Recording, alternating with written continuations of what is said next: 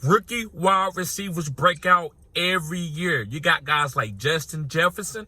Now listen, he was a first-round pick. But you also got guys like Darnell Mooney, guys like Elijah Moore, guys like Juju that was drafted after the first round. So you should be stashing these guys. So guys, today I got 5 guys, 5 wide receivers that are rookies that you should be stashing, guys. So make sure you stash these guys.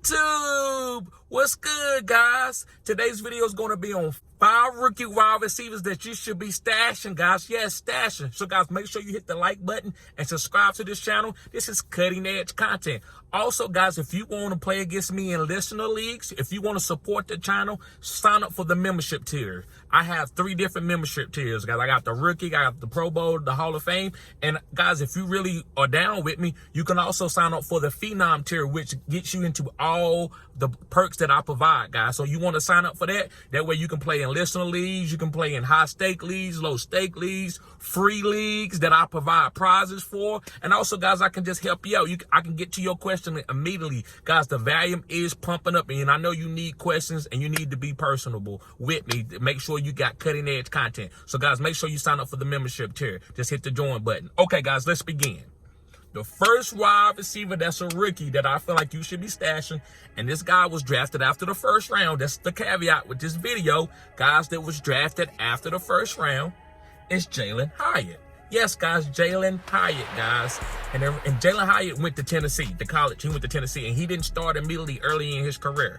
But when he went to Tennessee, guys, this last year, he was a boom guy. I mean, he killed Alabama for 3 touchdowns, and Alabama got upper echelon talent at the corner position and the safety position.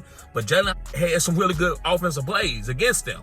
And so, guys, Jalen Hyatt is 6 foot, 185 pounds, and he plays for the New York Giants, and he's having a tremendous camp. He's having a tremendous camp, and I love Daniel Jones. That's for another video, but I've been telling y'all Daniel Jones is on a breakout season. What have you learned about Daniel Jones? I mean, I learned he's a smart guy. He's funny.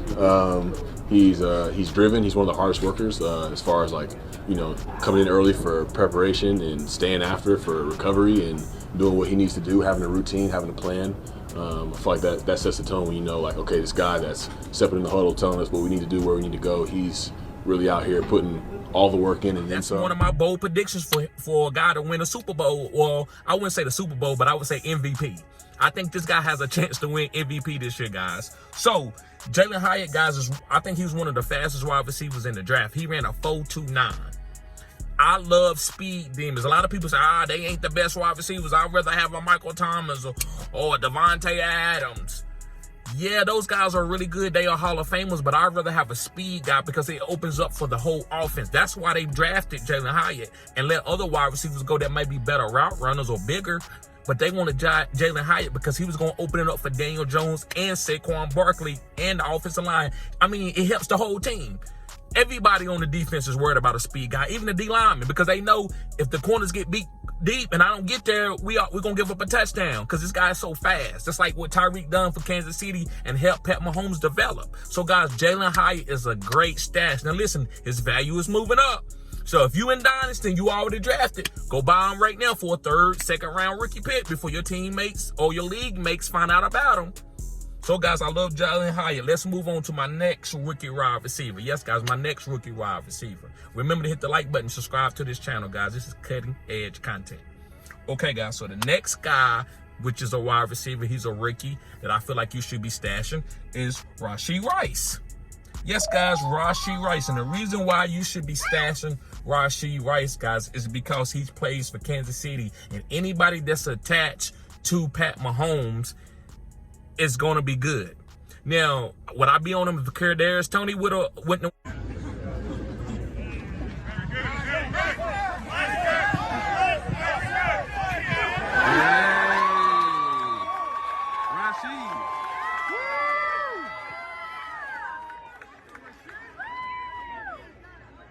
Down? No, I probably wouldn't. But by Kadarius Toney going down and not believing in Sky Moore like I thought he could, I thought he could be a really good professional wide receiver, but he's not taking it to that next level right now. So I love Rashod Rice, guys.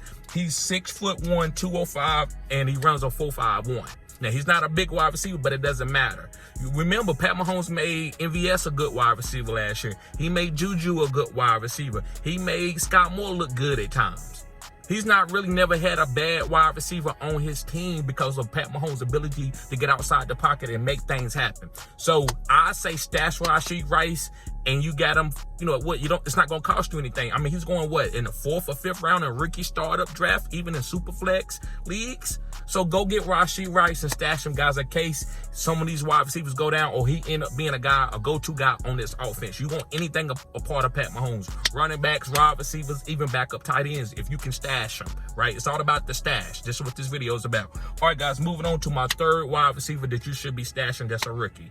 And this guy's Jonathan Mingo. Now, listen, he had a little hype beginning, but you haven't heard much. But reason why I like Jonathan Mingo, guys, is because I believe that Adam Thielen is an older guy and Terrence Marshall hasn't really established themselves yet.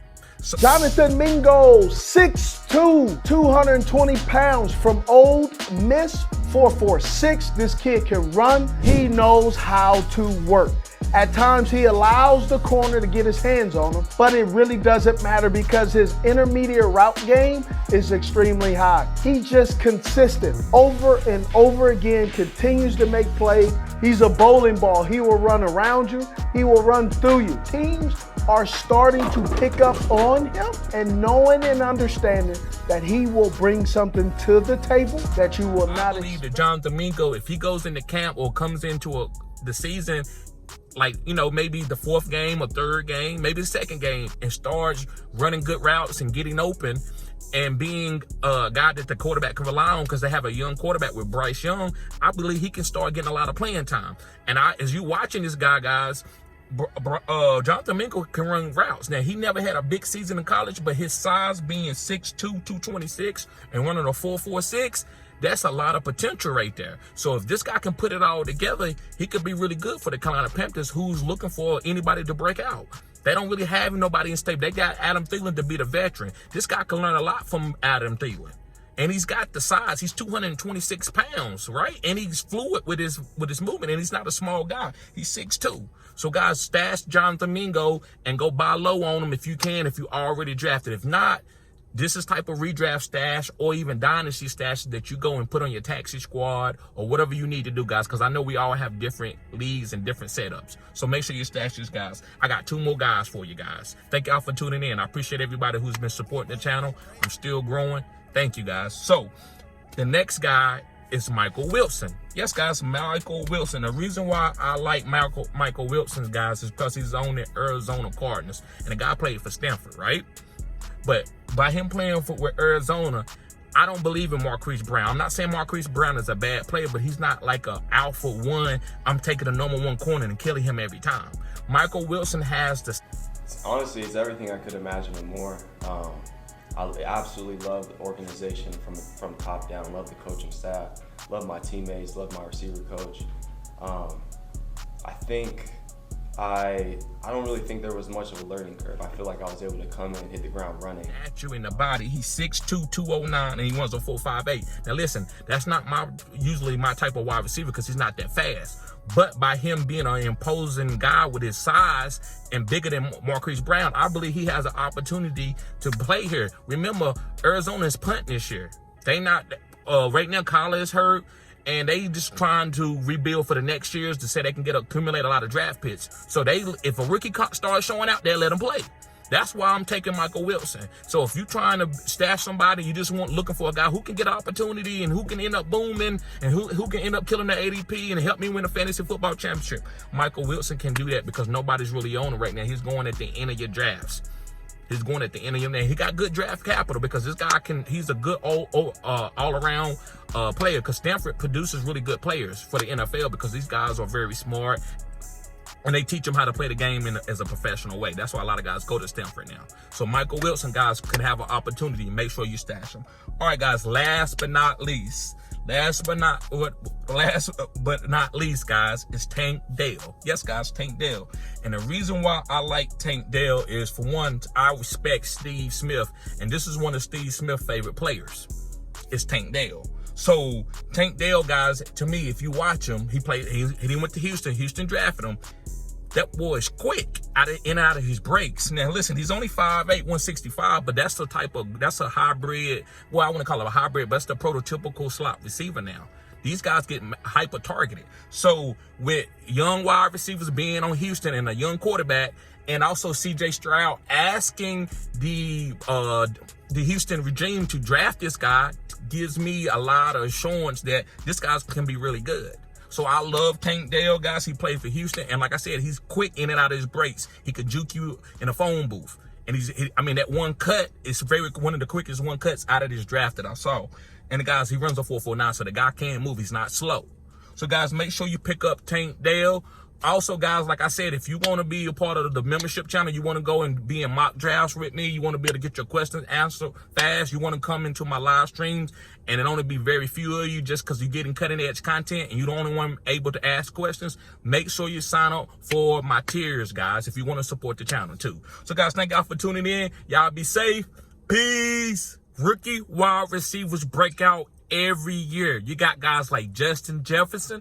Now listen, he was a first-round pick, but you also got guys like Darnell Mooney, guys like Elijah Moore, guys like Brandon Cooks, guys like Juju that was drafted after the first round. So you should be stashing these guys. So guys, today I got 5 wide receivers that are rookies that you should be stashing, guys. So make sure you stash these guys. YouTube, what's good, guys? Today's video is going to be on 5 rookie running backs. I'm sorry.